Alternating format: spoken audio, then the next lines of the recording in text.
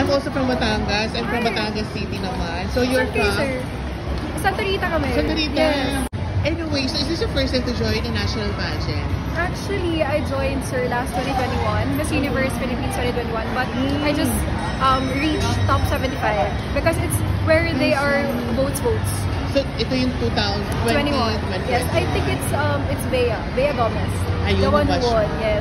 So of course you're here in Binibining Pilipinas. So ano ang ina-expect mo or ano naman ina-expect din namin sa iyo for your journey here in Binibining Pilipinas? Well, I can consider this one as my first ever national pageant because this is the first time I joined. Physically, no? Yes, physically. Because last 2021, it was just more online. And votes. So I wasn't able to really reach top 30. So I consider this as my first ever national pageant. And I'm just really enjoying the journey, especially the charity events. I just hope that it's really the journey.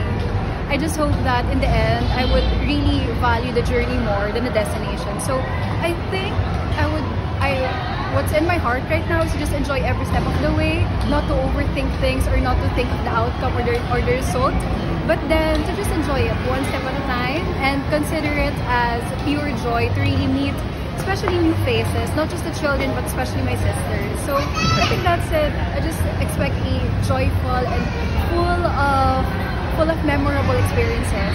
How old are you? 25. Why should you be the next one of the title holders of Binibining Pilipinas? Well, for me, what makes me unique is that because of my life story.